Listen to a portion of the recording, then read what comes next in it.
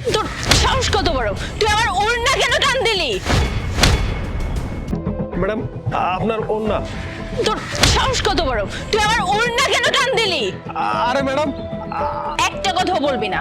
তোদের মতো ছেলেদেরকে না আমার ভালোভাবেই চেনা আছে। এই, তোর বাড়িতে কি মা বোন নেই? রাস্তাঘাটে মেয়েদেরকে দেখলে এরকম অসভ্যর মতো ব্যবহার কেন করিস? আরে ম্যাডাম, আমার ওড়না আমাকে দে। আপনি একটু সচেতন হয়ে চলবেন তো, নাহলে তো বিপদ হয়ে যায়। এখন কি তোর কাছ থেকে শিখতে হবে আমি কিভাবে বাইকে বসবো, কিভাবে চলবো? তুই অন্যায় করলি, এখন আবার আমাকে শাসাচ্ছিস? বিশ্বাস করুন ম্যাডাম, আমি আপনাকে হেল্প করছিলাম। এটা তোর হেল্প ছিল? মেয়েদের ওড়না নিয়ে টানাটানি, এটা তোর হেল্প? রাস্তাঘাটে মেয়ে দেখলেই নোংরামি করতে ইচ্ছে হয়। আপু কি সমস্যা এখানে? ভাইয়া দেখেন না, আমি আমার ফ্রেন্ড বাইক দিয়ে যাচ্ছিলাম, তখন এই অভদ্র লোকটা আমার ওড়না ধরে টান দিল।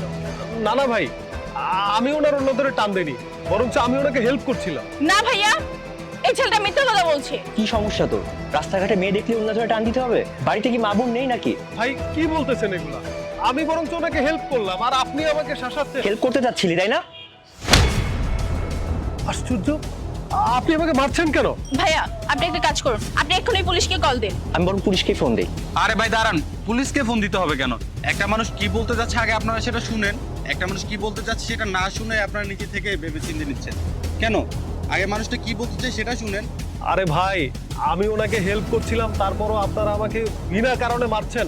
এই ম্যাডাম বাইকে করে যাচ্ছিল, ওনার ওড়নাটা হঠাৎ করে টায়ারের সাথে পেঁচিয়ে যাচ্ছে। আমি বরঞ্চ ওনাকে সচেতন করার চেষ্টা করলাম, অনেকক্ষণ ডাকাডাকি করলাম, উনি এটা শুনলো। অন্য গলার মধ্যে প্যাচে যাইব, তাড়াতাড়ি চলেন।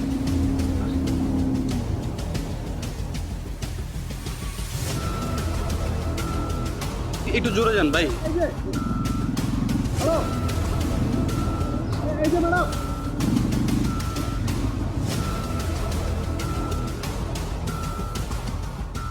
তারপরে যখন আমি কাছাকাছি এসে টান দিলাম, ওনার ওড়নাটা আমার হাতের কাছে চলে আসলো। আমি আসলে ওড়নাটা টান দিতে চাইনি, আমি একটু উঠিয়ে দিতে চেয়েছি। এটার জন্য আপনারা আমাকে যা খুশি তাই বললেন, আমাকে সবার সামনে অপমান করলেন, এমনকি আমার গায়ে চড়ও মারলেন। সরি ভাইয়া, আসলে আমি বুঝতে পারিনি, আমার ভুল হয়েছে। সরি? আপনার সরি দিয়ে আমি কি করব? আপনারা যা বেইজ্জতি করার তা তো করেই ফেলেছেন, এখন সরি দিয়ে আমি কি করব বলেন? ভাই আমিও সরি, আমি আসলে বুঝতে পারিনি বিষয়টা। শোনেন, কোনোদিন কাউকে সঠিকভাবে যাচাই বাছাই না করে এরকম করবেন না। আপনাদের বিবেক বুদ্ধি বলতে কিছু নাই, আবার সরি বলতেছেন? তাহলে আপনাদের বিবেকের কাছে আপনারা নিজেরা প্রশ্ন করে দেখুন।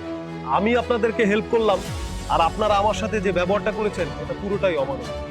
আগে নিজেদের মনুষ্যত্ব বোধ ঠিক করুন, আগে বোঝার চেষ্টা করবেন যে একটা মানুষ কি বলতে চায়, তারপরে বিচার করবেন।